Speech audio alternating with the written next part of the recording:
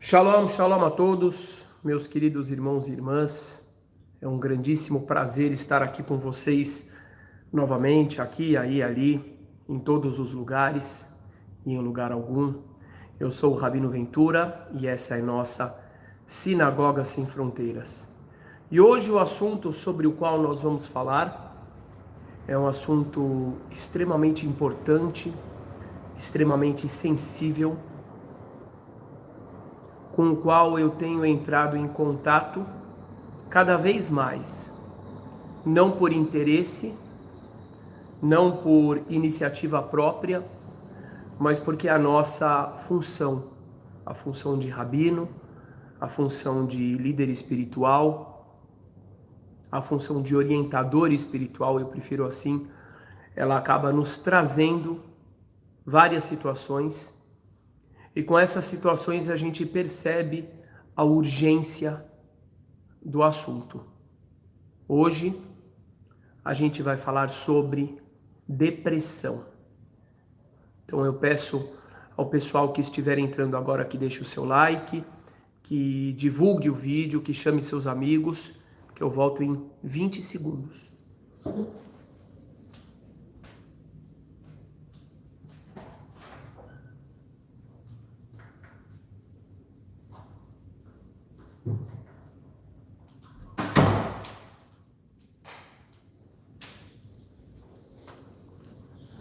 Aqui estou.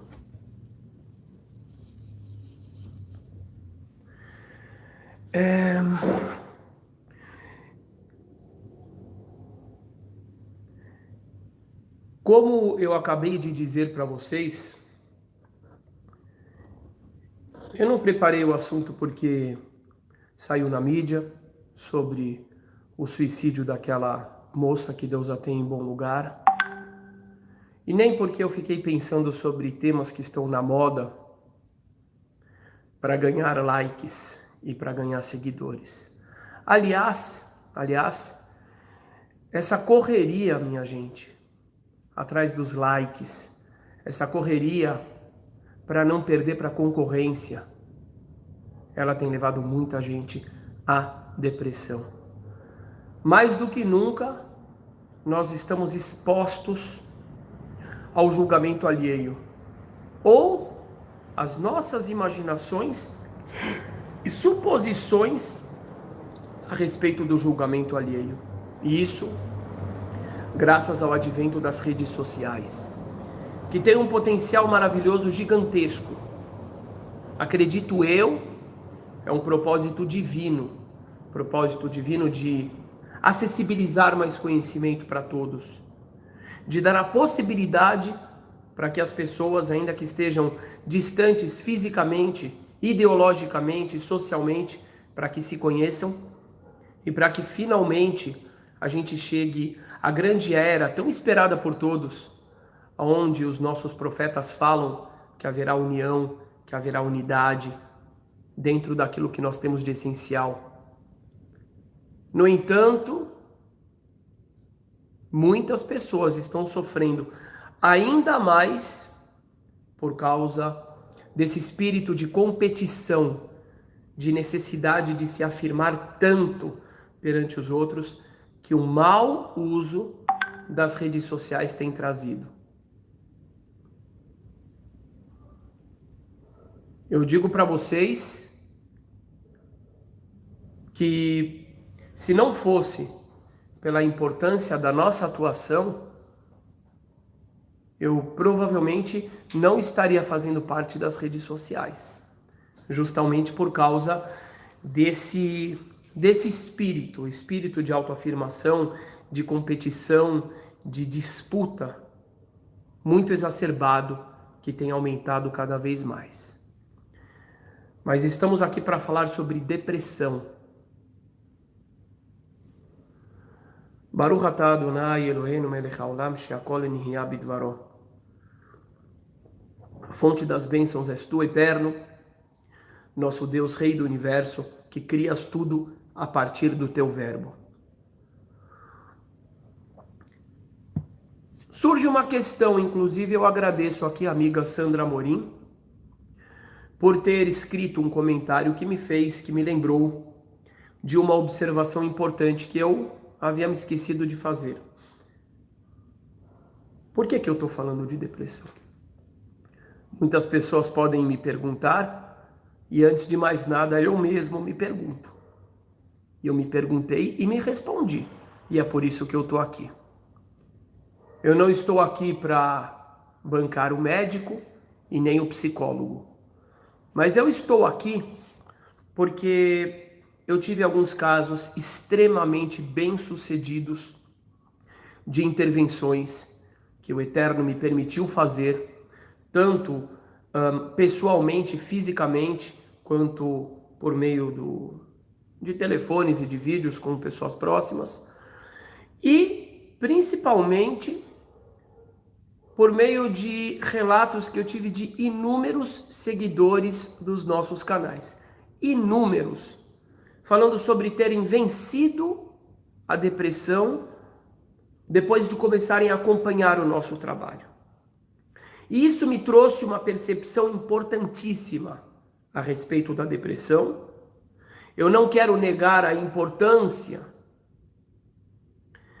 da busca por especialistas.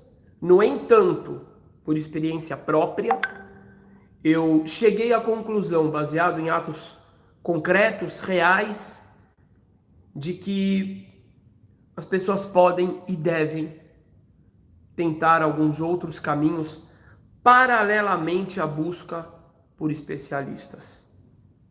E também tomar muito cuidado com especialistas que muitas vezes são especialistas em aprisionar as pessoas por meio de prisões psicológicas, prisões químicas. Então, quando se busca um especialista, também deve-se tomar bastante cuidado, ok? Mas eu quero falar sobre uma situação que me aconteceu. Eu quero começar a falar sobre o tema a partir de uma situação que me aconteceu certa vez no Facebook. Eu estava falando sobre a questão da sexualidade, uma questão que se tornou bastante polêmica. Eu acredito que ela se tornou bastante polêmica porque armaram para fazer com que ela ganhasse uma importância muito maior do que de fato deve ter na vida pública humana. E enfim, no meio dos meus comentários, eu fiz alguma crítica a certas posturas políticas dentro da minha comunidade. Eu critiquei rabinos, sinagogas, instituições que defendem todo mundo, que fazem palestras para defender todo mundo, para lutar contra a islamofobia, para lutar contra a cristofobia, para lutar contra a homofobia. E citei alguns exemplos concretos, mas fingem que não existe a causa dos Bnei Anussim, dos excluídos do espírito, dessas pessoas que há tanto tempo estão buscando no judaísmo serem acolhidas, e até a gente chegar, até o nosso trabalho abrir as portas, elas sempre foram excluídas. Bom, nisso eu recebi uma mensagem de um rapaz que me acompanha no Facebook. Ele disse que estava muito triste comigo. E ele falou que ele havia superado uma depressão muito profunda, inclusive com tentativas de suicídio, porque ele passou a acompanhar o nosso trabalho. Eu perguntei para ele, então, por que você está triste comigo? Você deveria estar feliz comigo. Ele falou, porque eu sou homossexual. Eu sou homossexual e fiquei muito magoado com a forma como o senhor se referiu ao tema. Me magoou muito. Eu justamente quase me matei por causa da rejeição dos meus pais. Me recuperei por causa do conteúdo que o senhor traz. E agora eu fiquei muito decepcionado e muito triste. E como eu tenho muita estima pelo senhor, eu estou vindo aqui te escrever e te contar isso. O que eu fiz? Na hora que eu li, eu mandei uma mensagem para ele, eu acho que era 2 da manhã, perguntando se ele podia conversar, e ele falou, claro. E aí eu comecei a conversar com ele, pelo telefone. Pedi desculpas por ter ofendido a ele. Expliquei para ele qual era o ponto da minha crítica. O ponto da minha crítica era a discrepância que existe dentro de certos setores da comunidade judaica no que tange a defesa de certas causas, inclusive promovendo palestras, promovendo rodas de conversas, ao mesmo tempo em que ignoram completamente uma questão. E um dos exemplos que eu trouxe foi a defesa da questão dos homossexuais. Aí ele compreendeu, continuamos a conversar, etc e tal. E num certo momento eu falei para ele, eu ouvi que ele repetiu muitas vezes a ideia de que, a definição de que ele era homossexual. Eu falei para ele, me desculpa, enquanto você continuar se definindo como homossexual, você vai continuar deprimido.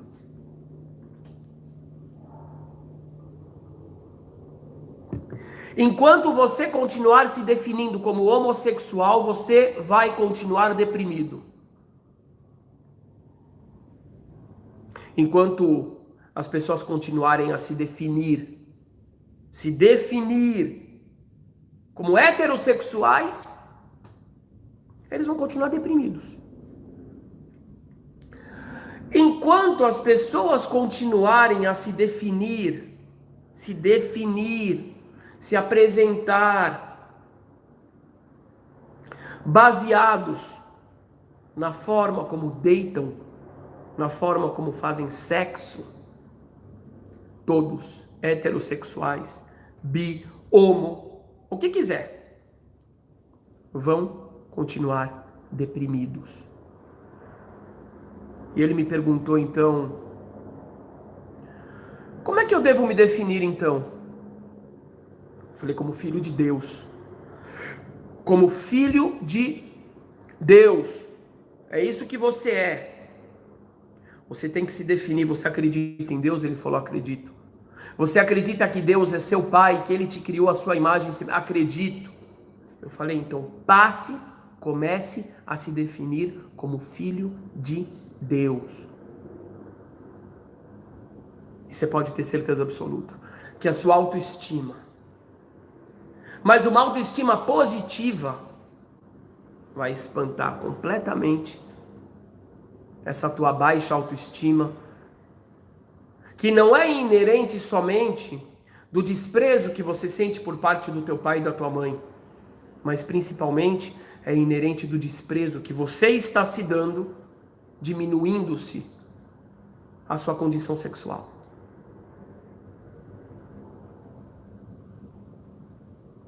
E ele ficou extremamente feliz. E ele apareceu um dia desses aqui no Shabat e me deu um abraço e me falou, você sabe quem eu sou? Eu sou aquele rapaz ali que você falou que eu não sou homossexual e nem hétero. Eu sou filho de Deus. Eu fiquei extremamente feliz de ter recebido ele aqui. Eu peço que os amigos deixem os likes. A gente está com 210 pessoas assistindo e só 118 likes. Quanto mais likes, mais o YouTube divulga o nosso conteúdo. Tá bom? Por favor.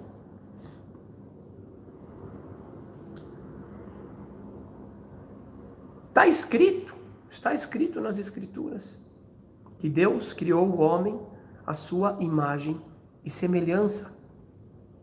Vaipar beapav ruach haim, e soprou em suas narinas espírito, alma vivente. A nossa alma, de acordo com a fé, de acordo com as Escrituras sagradas. A nossa essência, não a nossa dimensão corpo, não a nossa dimensão instintiva, mas a nossa dimensão intuitiva, ela brilha. ela é luz.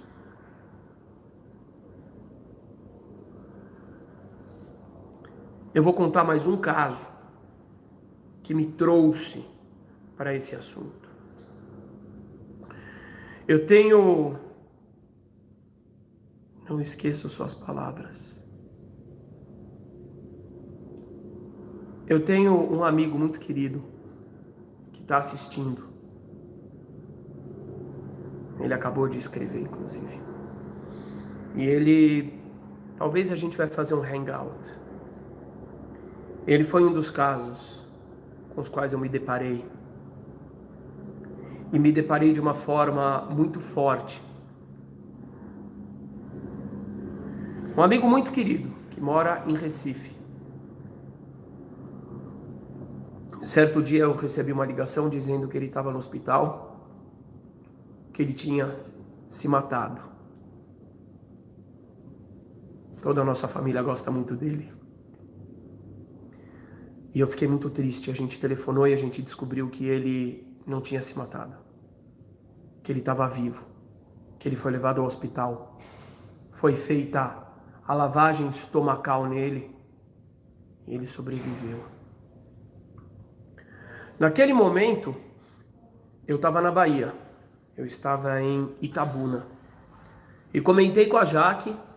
E a Jaque falou, vamos agora para lá. A gente não tinha dinheiro para pagar passagem. E o colega, o nosso querido amigo lá de Itabuna, ele na hora perguntou quanto é que custa, a gente ia fazer uma vaquinha. Ele falou, quanto é que custa? Eu pago. Mas conversando com esse amigo que está aqui, ele disse, não precisa. Eu vou para São Paulo. Quando vocês chegam em São Paulo? Falamos daqui 4 dias. Ele veio para São Paulo e ficou... Quantos dias ele ficou em São Paulo? 2 semanas mais ou menos. Ficou na nossa casa, cozinhou com a Jaque, fez vídeo, né, de sopa portuguesa. Foi realmente um período muito bacana. E naquele momento, o que aconteceu? Ele, obviamente, dentro de um cenário diferente, dentro de uma família diferente, ele começou a enxergar a realidade com outras lentes. Eu quero falar muito sobre isso. Sobre enxergar a realidade com outras lentes, que é parte da cura, é parte importante da cura. Não para todos é a parte integral, mas é uma parte muito importante da cura. E no último dia, o nosso coração estava triste, porque o nosso amigo estava indo embora. A gente se sentou na sala da minha casa para conversar sobre aqueles últimos dias, conversar sobre a evolução do amigo e conversar sobre a luz. Ele estava iluminando. Ele está assistindo aqui, gente. A qualquer momento ele vai escrever. Eu imagino que ele deve estar chorando na casa dele agora assistindo isso aqui. E naquele momento, quando eu comecei a falar sobre a luz dele, a luz espiritual dele, a nossa essência é energia, e a luz é energia. Então, a luz é uma metáfora muito boa da alma, e talvez é uma manifestação também da alma. De repente aconteceu algo muito importante e muito forte. O lustre de casa, acho que cabem umas 8 lâmpadas nele. Tinham 2 funcionando. Há muitos dias já, há mais de um mês, as outras estavam queimadas. E na hora que eu comecei a falar sobre a luz,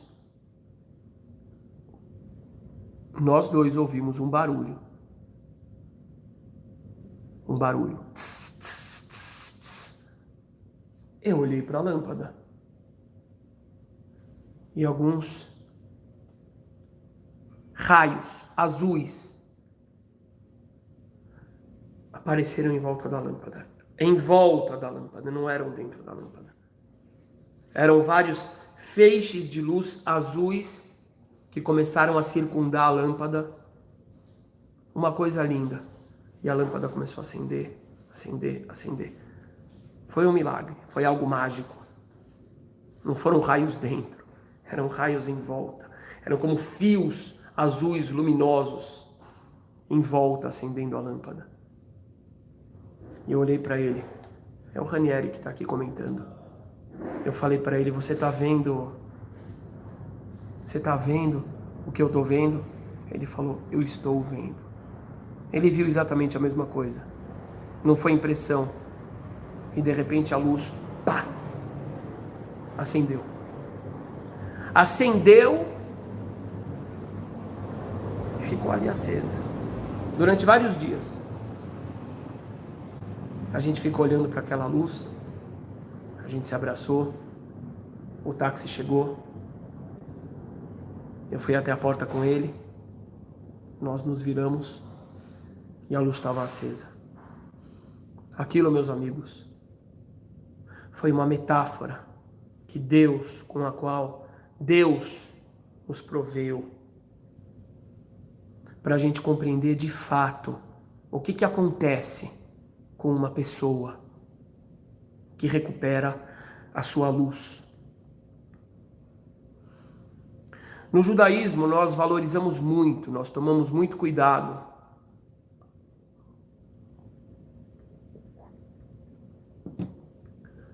com a ciência. No judaísmo, a gente nunca coloca a culpa da depressão na pessoa que está doente. No judaísmo, a gente sempre privilegia o tratamento médico, científico, honesto e correto. A gente nunca diz que é mau espírito. A gente diz que simplesmente a pessoa está com um problema. Pode ser que o problema dela é psicológico, pode ser que o problema dela seja químico, que ela precise também acompanhado da parte psicológica de tratamento químico. Mas com cuidado para não criar dependência. Mas eu não tenho dúvida nenhuma, baseado nestas que eu contei, em outras situações, de que existe um fundo, que eu chamarei ele de emocional espiritual, mas não é um espiritual de almas ruins, de encosto, etc e tal. Não! É um espiritual emocional. O espírito da pessoa está doente. E por que o espírito da pessoa está doente? Porque a perspectiva de vida dela está doente. Eu vou dar aqui, eu quero citar um exemplo para vocês. 1 Samuel 16:14. História do rei Saul. O rei Saul, devido às suas atitudes contrárias à orientação divina, à orientação do profeta Samuel, ele acabou sendo destinado a perder o seu cargo de rei, em prol do jovem Davi. Vejam o que está escrito ali, prestem bastante atenção. 1 Samuel 16:14, podem anotar. Então os criados de Saul lhe disseram, e o Espírito do Senhor se retirou de Saul, e o atormentava um espírito mau. Água de coco, por favor, num copo. E o atormentava um espírito mau da parte de Deus. Ou seja, o que está escrito aqui não é um espírito maligno, não é um demônio, não é só? Então me dá água também. Não é um assédio, é um espírito mau da parte de Deus. Vamos um pouquinho mais para frente, vamos tentar compreender o que é esse espírito mau. Eu vou dizer para vocês como é que eu compreendo isso. Depressão. Presta atenção. 1 Samuel 16, versículo 15 e 16. Então os criados de Saul lhe disseram, eis que agora o espírito mau da parte de Deus te atormenta. Diga, pois, nosso Senhor, a vossos servos, que estão na tua presença, que busquem um homem que saiba tocar harpa. E será que quando o espírito mal da parte de Deus vier sobre ti, então ele tocará com a sua mão e te acharás melhor. E sucedia que quando o espírito mal da parte de Deus vinha sobre Saul, ou seja, a depressão, a tristeza, Davi tocava a harpa e a tocava com sua mão. Então Saul sentia alívio e se achava melhor, e o espírito mal se retirava dele. Cuidado, minha gente.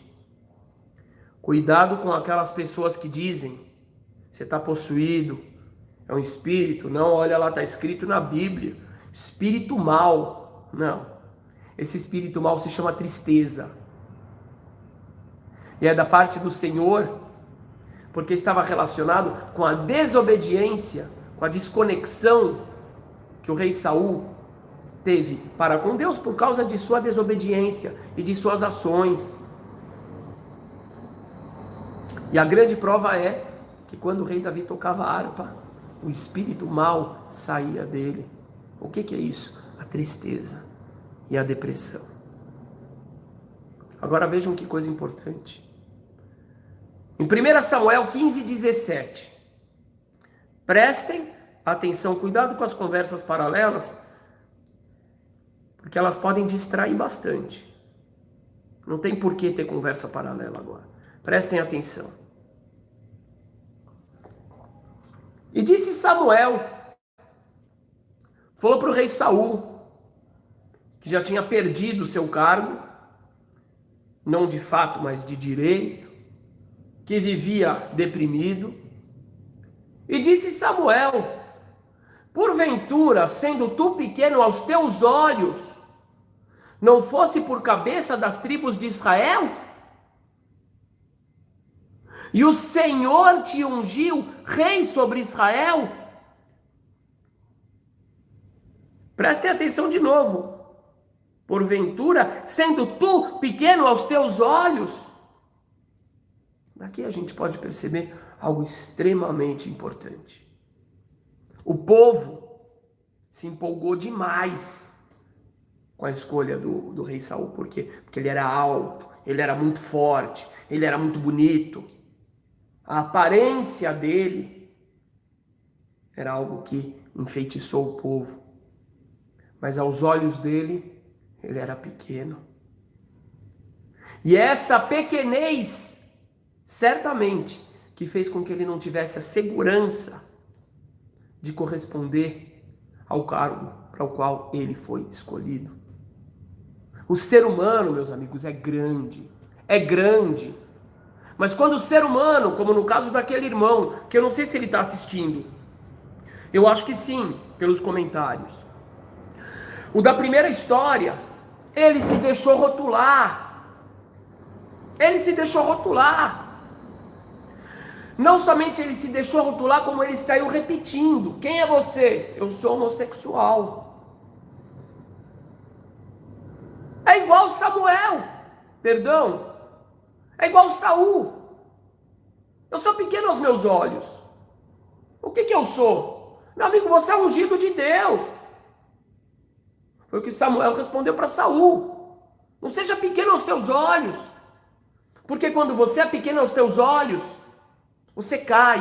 E quando você cai, você peca. E quando você peca, você se deprime.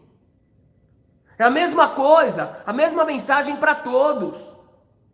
Na hora que você se empequenece aos teus olhos, porque você se deixou tratar como homossexual, como heterossexual, como bissexual, por acaso você é o seu órgão sexual? Você se limita a uma função de excitação? Você se limita à forma como você se deita com alguém? Não, você é um filho de Deus, você é uma filha de Deus. A mesma coisa, minha gente. Quantas pessoas se deixam rotular e elas acabam se limitando, elas acabam limitando a condição de torcedor de um certo time de futebol? Como se essa definição fosse a coisa mais importante na vida delas. Quantas vezes a gente vê, por exemplo, pessoas que vão ser enterradas? Quanta coisa eles fizeram na vida? Quantas pessoas eles amaram? Quantas pessoas eles ensinaram? Com quantas pessoas eles aprenderam? E você vai ver naquele momento, na homenagem derradeira, o que colocam em cima do caixão? Uma bandeira de um time. E se toca a música de um time? E eu não estou falando nem de jogador. O que está acontecendo com a sociedade? O que está acontecendo com os irmãos, com as irmãs? Estão se deixando através de uma cultura massificadora, de uma cultura que não tem interesse em promover os 7 bilhões de seres humanos, os 7 bilhões de príncipes e princesas. Estão se deixando levar, se rotular pelo sexo, pela sexualidade, pelo time que torcem, pelo partido que votam, de modo que sejam mais facilmente controlados. A mesma coisa que o rei. O profeta Samuel falou para ele: se você é pequeno aos teus olhos, aos olhos de Deus você não é pequeno. E eu digo isso para você que está assistindo. Se você é pequeno aos teus olhos, se você acha que você se limita ao lado que você deita e com quem você se deita, ou ao time que você torce, você está indo contra aquilo que Deus pensa de você, porque você é grande, porque você é imagem e semelhança de Deus, porque o seu potencial é gigantesco. Quando eu estava na sala com aquele meu amigo e a gente viu a luz, vieram 2 versículos em minha mente. Eu quero compartilhar esse versículo com vocês, porque eu quero mostrar para vocês de verdade, o que a gente aprende nas Escrituras a respeito do nosso valor, da nossa condição. Eu vou abrir aqui Isaías 58, podem anotar. Quem é o ser humano de verdade? De acordo com as Escrituras, o ser humano não é um pecador. O ser humano peca, mas ele não é um pecador. O ser humano erra, mas ele não é um errador, ele é um príncipe. O príncipe, mesmo quando ele está perdido na floresta, mesmo quando ele foi extraviado e ficou perdido no meio de uma aldeia pequena, mesmo que ele esteja com roupas simplórias, comendo arroz e feijão, ele continua sendo um príncipe. E para que ele assuma a sua condição novamente perante o reino, basta ele se identificar como tal e voltar para o castelo e voltar para o rei. Veja o que as Escrituras dizem.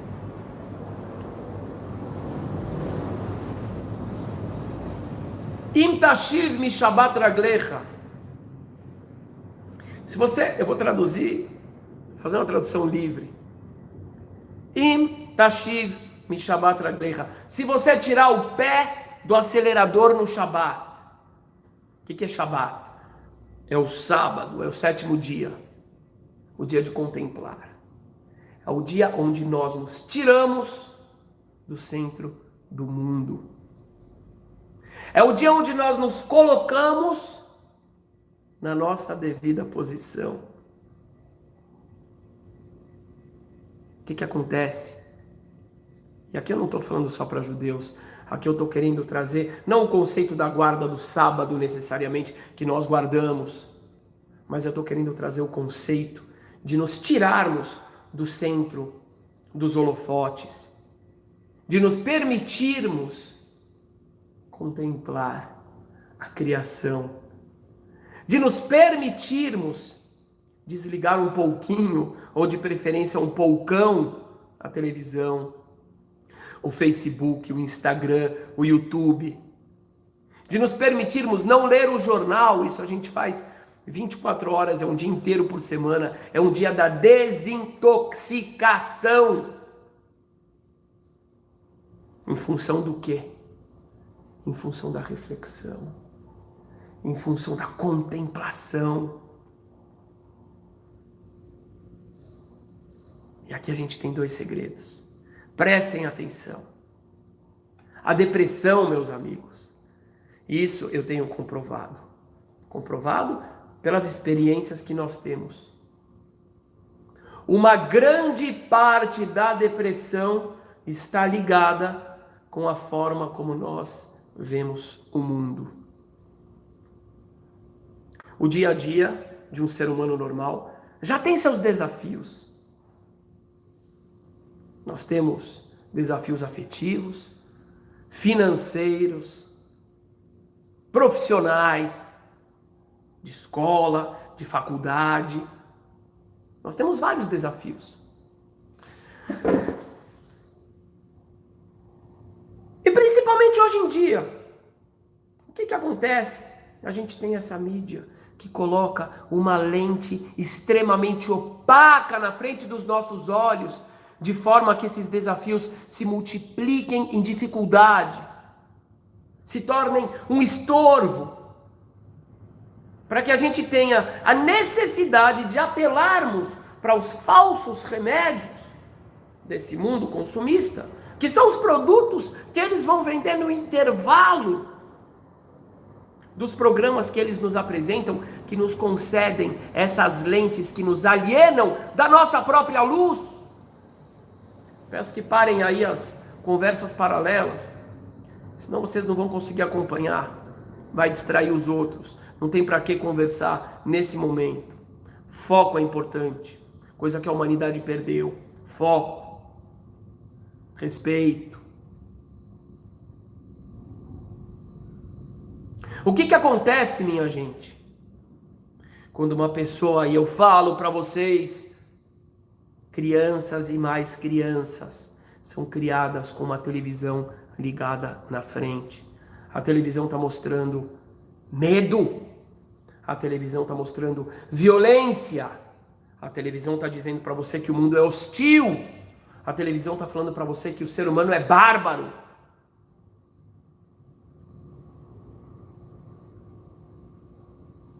E até mesmo na parte esportiva, que deveria ser o lazer. No fundo, a gente vê o espírito de divisão, o espírito de combate, não é uma competição saudável, de ódio que existe entre os torcedores. Não é que eu torço pelo meu time somente, eu torço contra o outro, eu fico feliz quando o outro cai, eu vaio quando o outro cai, eu comemoro o choro do outro. É assim que a nossa sociedade está crescendo. E digo mais para vocês. Hoje em dia, infelizmente, tem muitos falsos mestres da fé que estão transmitindo para as pessoas, perspectivas pseudo-espirituais, se utilizando das escrituras sagradas para, através de uma visão pseudo-espiritual, que vem colocar divisão entre as pessoas, que vem colocar ódio entre as pessoas, que vem causar estigmas negativos entre as pessoas, que vem colocar tensão através de ameaças de inferno, ameaças de demônios, de blasfêmias, de condenações, vem colocar mais e mais tensão na vida das pessoas. A pessoa vai para um templo religioso para procurar Deus, para procurar a calma, para procurar o perdão, para procurar a transformação, para procurar a luz. E o que ele encontra? Dedos apontados para ela. Você está com depressão? A culpa é sua, porque você se afastou de Deus. Eu queria ver essa pessoa falar isso para o profeta Elias, que demonstrou um claro quadro de depressão. Eu queria ver essa pessoa falar isso para o rei Davi, que tantas vezes ficou deprimido. Gente, eles eram seres humanos e por isso que eles foram tão maravilhosos. Porque com todas as provações de um ser humano, eles conseguiram chegar ao nível que eles chegaram. Vocês acham que Moisés não ficou deprimido? Certeza ficou deprimido. Jeremias. Agora o que eu quero dizer para vocês é o seguinte. Existem práticas cotidianas, constantes, que tem a capacidade de nos prover com lentes que não somente serão transparentes para a gente ver a realidade de uma forma neutra, porém mais ainda, elas nos propiciam brilho, de modo que a gente possa enxergar a realidade mágica, como ela também é. E eu vou voltar para o versículo. E eu não estou falando de religião. Eu estou falando de vida. Eu estou falando de valores de vida. E através dos conceitos que eu estou trazendo, cada um pode adaptar isso para a sua vida do seu jeito. Presta atenção, que coisa maravilhosa. Se desviares o teu pé no Shabat, para de pisar no acelerador. Desliga a televisão 1 dia por semana. Desliga o celular 1 dia por semana. Desliga o WhatsApp 1 dia por semana. Eu garanto para vocês. Primeiro dia vai ser difícil. O segundo vai ser difícil. A quarta vez, cada um de vocês vai falar: meu Deus do céu, que maravilhoso, que delícia.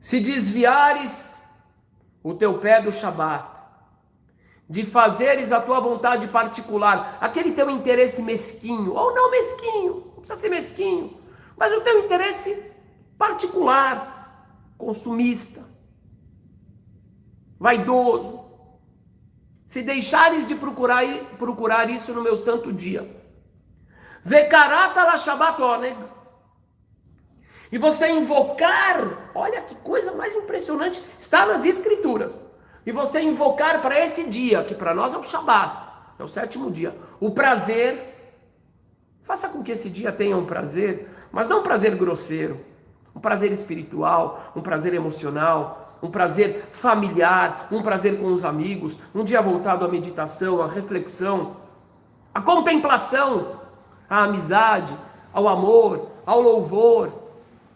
Desintoxica a sua mente do dia a dia. E o honrares, não seguindo os teus caminhos cotidianos, porque o cotidiano é difícil, o cotidiano tem muitos desafios, e muitas vezes o cotidiano é obsessivo. Nem falando o palavreado do cotidiano. Um dia, não fale de futebol, não fale de violência, não fale de política, não fale de contenda. Fala das coisas mais lindas que existem.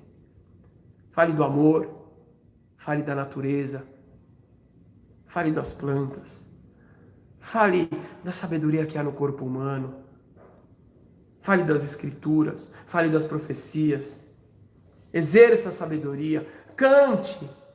O que vai acontecer? Então te deleitarás, isso aqui vai ser novidade para muita gente. Então te deleitarás em Deus. Está aqui, não é autoajuda, é Isaías 58, 13 e 14. As titanag badonai, então te deleitarás em Deus. Como é que eu vou me deleitar em Deus? É muito simples, minha gente. É muito simples. A essência do mundo é divina. A essência do ser humano é divina. O ser humano tem muitas emoções que, quando estão desequilibradas, levam o ser humano ao desequilíbrio, podem levar o ser humano à obsessão, ao estresse, ao cansaço, à ansiedade, à depressão. Mas quando o ser humano consegue se desligar um pouco de todas essas influências externas, ele consegue chegar num estado chamado serenidade, ele encontra um equilíbrio interno, ele começa a sentir o deleite de sua condição de imagem e semelhança de Deus. E esse prazer que a pessoa começa a ter com a sua simples condição de existir e de estar em serenidade, em calma, tudo isso ajudado por uma comida mais gostosa, por um ambiente agradável, por assuntos escolhidos de forma que o ambiente seja edificante, seja de paz, tudo isso faz com que você entre em contato com a sua essência. E através disso, você entra em contato com Deus. E aí você vai ter prazer. Prestem atenção no que eu vou trazer agora. Isaías de novo, 58:10. E aqui eu vou relacionar com aquela história que eu tive com aquele meu amigo. Aquela história que a luz se acendeu. Isaías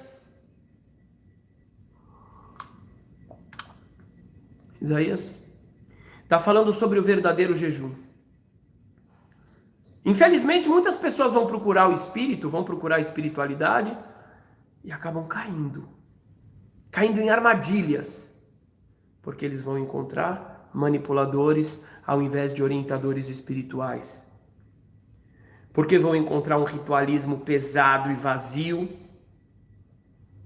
cujo foco é impressionar o próximo, ao invés de algo transformador. E isso existe há muito tempo. E o profeta Isaías dizia para as pessoas, ele diz lá, pode pegar as escrituras de Isaías 58, ele dizia, você quer saber qual é o verdadeiro jejum? O verdadeiro jejum não é você colocar uma roupa rasgada e fedida, você se descabelar e você começar a dizer que está fazendo jejum. O verdadeiro jejum é você dar comida ao faminto. O verdadeiro jejum é você dar teto ao desabrigado. O verdadeiro jejum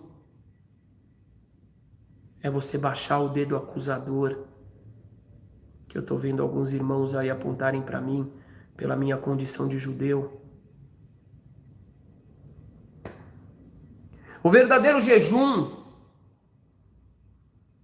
é você tirar a palavra opressora da boca, como eu estou vendo alguns irmãos aqui fazerem. Servindo de exemplo, um exemplo triste e lamentável sobre o espírito da competição, sobre o qual eu falei há pouco, querendo apresentar o seu grupo religioso como algo superior. Eles infelizmente estão exatamente ilustrando bem aquilo que eu coloquei antes. O verdadeiro jejum, diz Isaías, é você abrir o seu coração para o próximo. O que diz Isaías então? Ele diz assim, e se abrires a tua alma ao faminto, prestem atenção por favor. E se abrires a tua alma ao faminto, aqui a resposta para o irmão que perguntou de vela, acender vela é ótimo, você vai ver qual vela. E se abrires a tua alma ao faminto, e saciares, e fartares a alma faminta, então a tua luz, diz o Eterno, a tua luz nascerá nas trevas, e a tua escuridão iluminará mais do que o sol ao meio-dia. A tua luz, ele diz. A gente vê, infelizmente, muitas pessoas são desviadas do verdadeiro caminho da luz por líderes pseudo-religiosos. Muitas vezes, na maioria das vezes, não é por maldade, é por falta de conhecimento mesmo.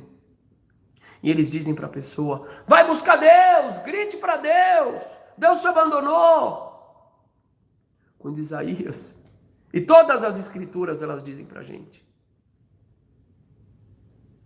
você não precisa buscar a luz, você só tem que rasgar o véu, porque você, em essência, é luz. A luz que o indivíduo vai encontrar quando ele incorporar o espírito do Shabat, e eu não estou falando de religião, mas eu estou falando do espírito de contemplação. O que é o Shabat? Meu amigo, tire você do centro dos acontecimentos por um dia. Reconheça que o mundo continua sem você. Reconheça que no dia que você for embora, o sol vai continuar, a terra vai continuar girando em torno do sol, a chuva vai continuar, as plantações vão continuar, vai tudo continuar igual. Para um dia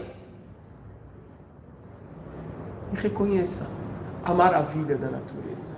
Isso vai trazer duas coisas para você. Isso vai tirar a tua ansiedade. Prestem bem atenção. Isso vai tirar a tua ansiedade. Porque a ansiedade sempre está conectada com aquilo que nós podemos fazer, com aquilo que nós devemos fazer, com aquilo que a gente vai fazer, com amanhã, depois de amanhã. Shabat, o que as escrituras nos ensinam?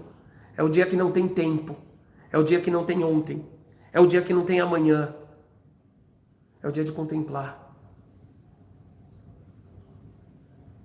Por isso que o Shabat é chamado de amostra grátis da eternidade, porque a gente se desconecta do tempo, e a eternidade é a desconexão do tempo.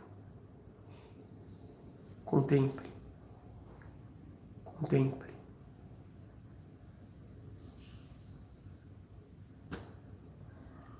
O outro lado, algumas pessoas podem dizer, mas isso pode trazer a depressão, pode trazer a tristeza, porque se eu percebo que eu não estou no centro das atenções, isso pode me piorar. Então existe um outro aspecto curativo e maravilhoso nesta dinâmica, que não deve ser limitada a um dia, nessa dinâmica que tem que preencher todos os nossos dias. Ao mesmo tempo em que eu percebo o quão infinito é o mundo, o quão eterno é o mundo, o quão poderoso é o Criador, o quão complexa é a criação, e o quão nada eu sou perante a isso. O que tira a minha ansiedade, porque eu percebo que as coisas funcionam sem eu. Por outro lado, a partir do momento que eu perceber o quão agraciado eu sou com a existência,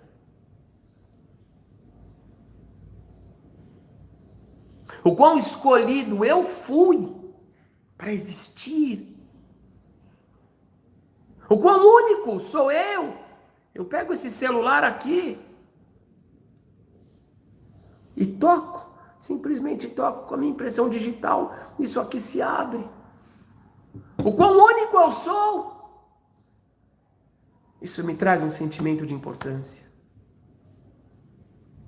Eu já falei em várias lives, para que cada um de nós exista, uma das cerca de 3 bilhões e 500 milhões de mulheres do mundo teve que se encontrar com um dos cerca de 3 bilhões e 500 milhões de homens do mundo, que é meu pai e minha mãe, se juntarem e terem eu.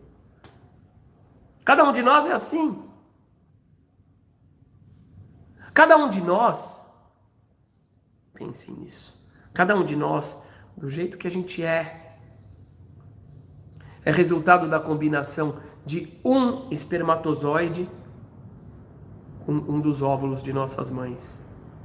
Vocês sabem quantos espermatozoides competiram com nós?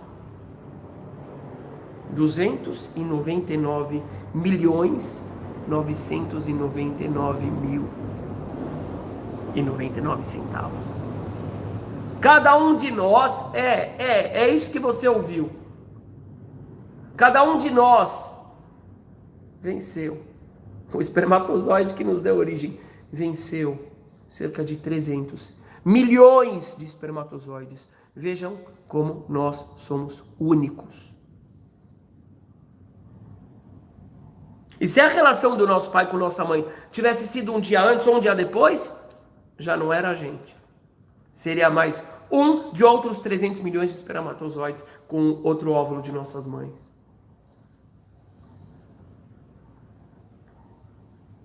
Se o planeta Terra estivesse um pouquinho mais perto do Sol, aqui não teria água. Evaporava tudo. Um pouquinho mais perto. E não teria vida. A gente não estaria aqui. Se o planeta Terra estivesse um pouquinho mais longe do Sol, seria tudo congelado e não teria vida. Se a Lua estivesse um pouquinho mais longe ou mais perto da Terra, os oceanos cobririam os continentes e a gente não estaria aqui. Vejam o quão importantes somos nós.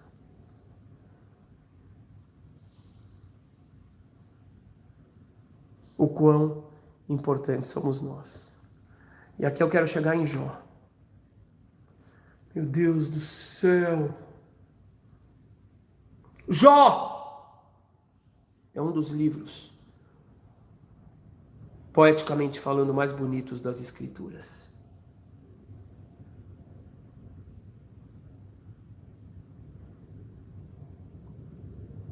E ao mesmo tempo é um dos livros mais depressivos.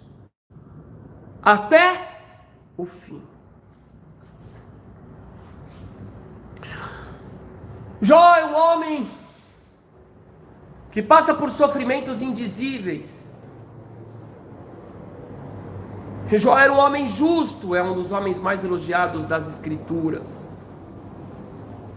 Eu costumo sempre ressaltar que ele não era judeu e que, ainda que não fosse judeu, ele continua sendo um dos homens mais elogiados das Escrituras. Isso é muito importante para que todos compreendam que a verdadeira mensagem das Escrituras não é uma mensagem excludente, não é uma mensagem de acepção de pessoas, não é uma mensagem para dizer eu estou salvo, você está excluído, porque onde há exclusão não há Deus. A verdadeira mensagem das Escrituras nos mostra que um homem, independente da sua origem ou não, ou melhor, justamente não sendo judeu, é um dos mais elogiados das Escrituras. Mas vamos voltar para a história. Aquele homem chega num momento da vida dele que ele diz, eu vou citar o versículo, eu quero muito citar esse versículo, eu acho um dos versículos mais lindos das Escrituras. Daqui a pouco vai acabar minha bateria, então já tenho que ir terminando. Eu vou dizer para vocês que eu não citei um quarto do conteúdo que eu preparei. Jó 9, 34 e 35. Escutem. Jó diz para os amigos dele: tire ele, que o Eterno tire a sua vara de cima de mim, de modo que não me amedronte o seu terror. Eu quero pedir uma coisa para Deus. Meu Deus, tire o medo de mim. Tira o medo de mim. Então falarei, e não o temerei, porque eu sou assim mesmo. Jó, ele quer dizer a verdade. Jó diz o seguinte: se eu tivesse a oportunidade de discutir com Deus, e os amigos deles, os religiosos lá, os amiguinhos religiosos dele, você é pecador, Deus é justo, Deus é bom. Se você está sofrendo, é porque você fez alguma coisa errada. Deixa eu ver seu WhatsApp. Deixa eu ver seu histórico. Jó sabe que ele não fez nada de errado. E ele diz, se Deus se apresentasse para mim e tirasse de mim, gente, vejam que palavras profundas, e tirasse de mim o medo e o terror, eu argumentaria com ele.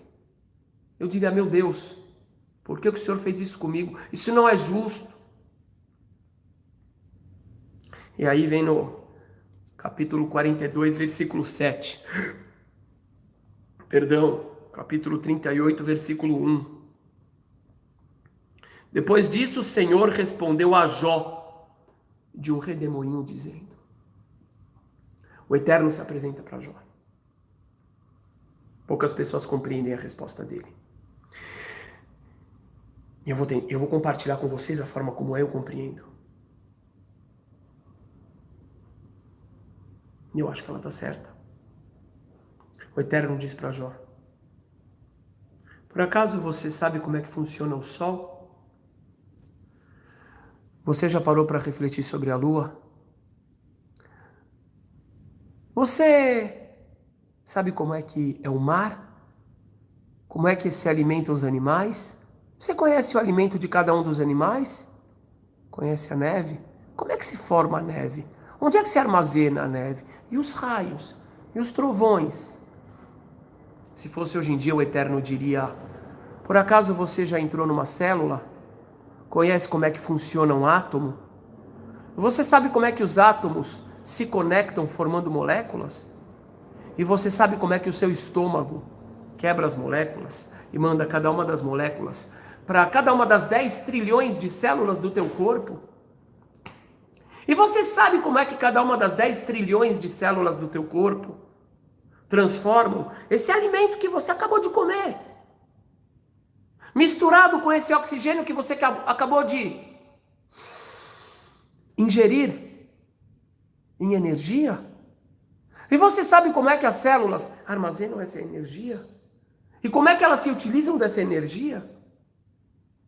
E você sabe de onde que vem cada um dos 7 octilhões de átomos do seu corpo?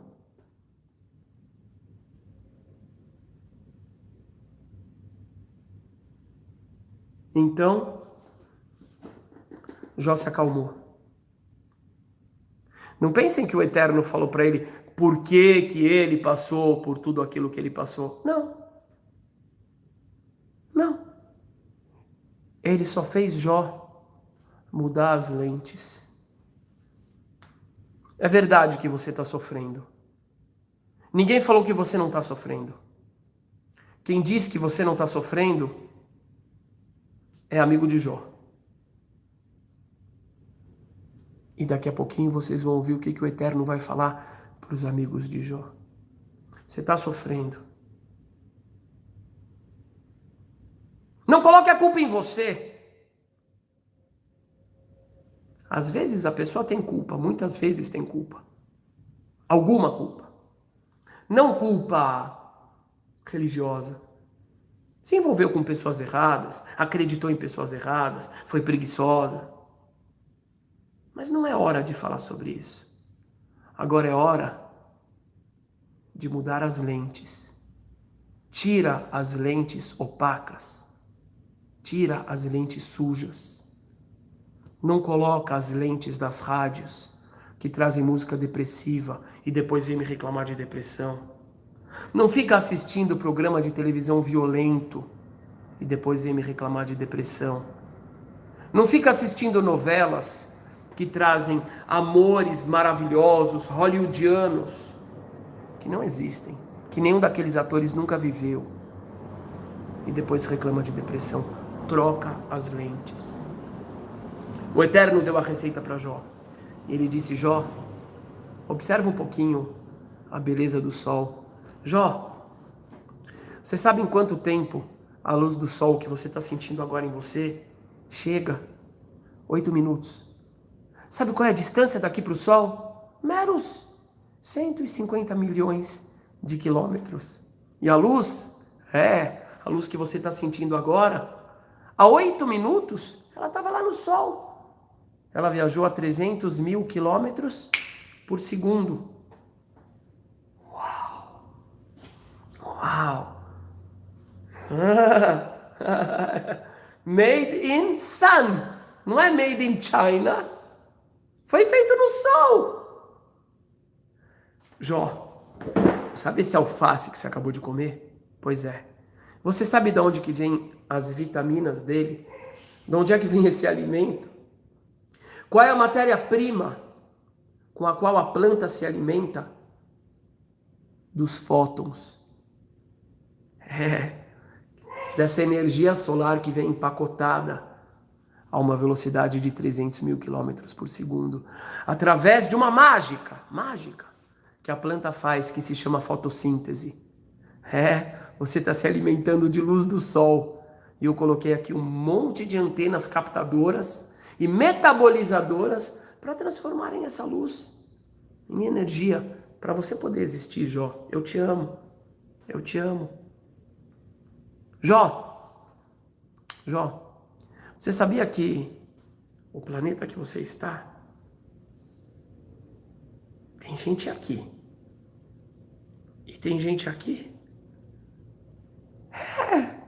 O pessoal que está lá embaixo se chama chinês. Embaixo? Não. Nesse mesmo momento, tem um Labino Ventula ali, fazendo uma live pelo YouTube. E ele está dizendo a mesma coisa, dizendo que lá do outro lado do planeta, tem algumas pessoas no Brasil que devem estar de cabeça para baixo. E não tem ninguém de cabeça para baixo. E sabe a velocidade que está rodando esse planeta? E de repente Jó ficou fascinado.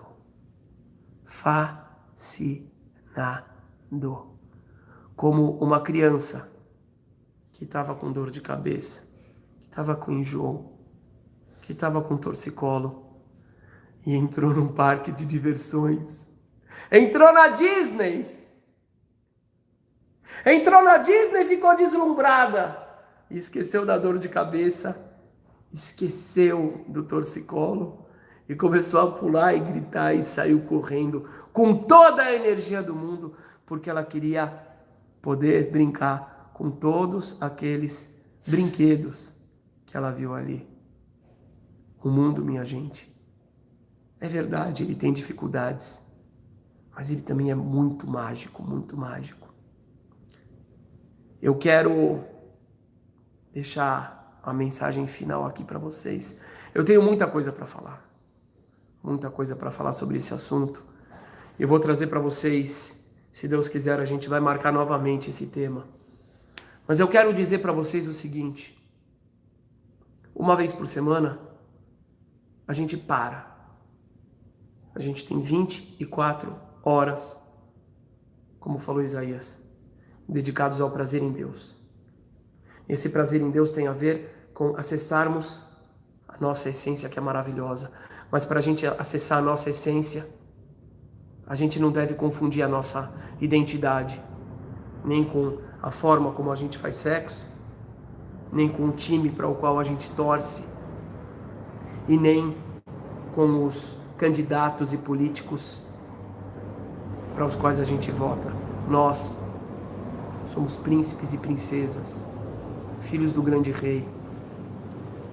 Se o nosso cérebro já é tão maravilhoso por ter 100 trilhões de sinapses, que é aproximadamente o número de estrelas da galáxia, se o nosso corpo é tão maravilhoso por ter 100 trilhões de células, por ter um coração que bombeia milhões e milhões de vezes, sem manutenção durante 70, 80, 90 anos, por termos 2 bolas de carne que enxergam, cordas vocais que vibram e servem para que a gente se comunique, por termos uma estrutura óssea que permite com que toda essa maravilha, esses equipamentos de primeiríssima geração possam estar encaixados e se locomover para onde a gente precise ir. Imaginem só a nossa essência, como é maravilhosa. Se o nosso corpo, gente, não importa a cor do cabelo, não importa a cor da pele, a lisura da pele, ou a grossura dos nossos bíceps, ou a nossa cintura. Se o nosso corpo, cientificamente falando, é tão maravilhoso, imagine a nossa essência espiritual. Mas para a gente acessar a nossa essência espiritual, a gente deve deixar muitas vezes as comparações, as expectativas, os padrões da moda, a idolatria aos jogadores de futebol, aos modelos, aos cantores. E a gente deve fazer o que está escrito nos nossos profetas. Acessarmos a nossa luz, através da nossa vocação, do nosso verdadeiro jejum, que não é ritual, que não é aparência, mas que é limpar nossa boca, limpar o nosso coração, nos conectarmos ao próximo através do amor, da justiça, utilizarmos desse equipamento maravilhoso que o Eterno nos deu, estudar, refletir, contemplar, e assim a gente acessa a nossa essência, e aí a gente chega a Deus. Para isso, para que isso de fato aconteça, eu vou dizer para vocês, existe algo importantíssimo na religião, que muitas pessoas acham desnecessário, e outras pessoas desempenham quase como se fosse toque, que é o ritual. O ritual não é um instrumento com o qual a gente compra as benesses de Deus, como muitos pensam. E o ritual não é algo que Deus precisa. O Eterno diz nos Salmos: se eu tivesse fome, eu sou o dono da floresta. Eu pegaria as vacas, os bois, os carneiros e fazia um churrasco. O ritual é para o ser humano. E o cerne do ritual, como eu sempre digo nas minhas aulas, o cerne do ritual está localizado na contemplação. Então a contemplação, dentro do judaísmo, não é um dia por semana. É todos os dias. Quando eu vou tomar um copo d'água, eu agradeço, eu contemplo, eu reflito. Quando eu vou comer um feijão com arroz, eu contemplo, eu reconheço. Depois que eu vou no banheiro, eu vejo que o meu organismo está funcionando, eu reconheço, eu agradeço, eu contemplo. São várias doses diárias desse remédio, desse alimento que nos cura, que nos torna saudáveis, serenos, confiantes, agradecidos, conscientes ao mesmo tempo da nossa pequenez. Mas é justamente através desse buraquinho no qual a gente enxerga a nossa pequenez que a gente enxerga também o amor do Eterno para conosco, ou seja, a nossa grandeza. Porque Ele escolheu, dentre infinitas opções, que eu existisse, que o Daniel existisse, o Aleph, a Claudinha, a Solemar, a Lia, dentro de infinitas outras opções, que cada um de nós existíssemos. Vocês acham que 7 bilhões é muito? Não é nada. Em comparação ao infinito, as infinitas possibilidades de existência, 7 bilhões não é nada. E cada um de nós é um eleito, porque nós existimos. Trocar a lente. Reprogramar a nossa mente. É para isso que existe o ritual. Não é barganha, não é moeda de troca, não é toque. É programação mental. E o principal foco é a contemplação. A contemplação nos traz gratidão, nos traz confiança, nos traz reciprocidade, nos traz amor, nos traz fé, nos traz atitude. Então falamos sobre a estrutura da depressão, de vários casos. Não encerra todos os casos. É muito importante procurar um especialista correto, idôneo. Mas com certeza, a reprogramação, através desses valores que a gente falou aqui, podem trazer a cura. Falamos o tipo do conteúdo, que é a contemplação, uma contemplação profunda, e do que ela gera. Sentimentos bons, uma percepção a respeito da magia da vida e atitudes extremamente positivas perante a realidade. Os amigos de Iov tomaram uma bronca de Deus. Deus falou: vocês foram falsos, vocês mentiram sobre mim, vocês não acreditavam no que vocês estavam falando, vocês estavam usando da fé só para ferir o amigo de vocês, só para se promoverem. O verdadeiro mesmo foi Iov. Agora peçam desculpas para ele. E assim Iov pôde se curar plenamente da depressão dele. E os amigos tiveram a sua falsidade exposta. A sinceridade de Iov levou ele à cura plena. E o amor dele levou os amigos à cura. Gente, um grandíssimo abraço para vocês. Que o Todo-Poderoso abençoe muito a cada um, que traga cura para todos nós, e não somente a cura, mas que traga uma saúde espiritual e física de primeira.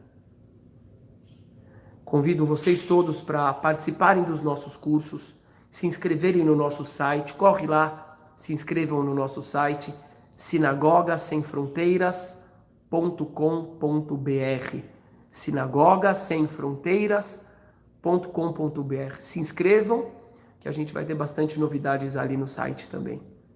Eu agradeço a todos por me permitirem compartilhar, servir os irmãos, e agradeço ao Todo-Poderoso por esse grande privilégio que é servir aos irmãos. Eu imagino que a gente gerou e está gerando muita luz aqui. Um beijo no coração e na alma de vocês. Shalom.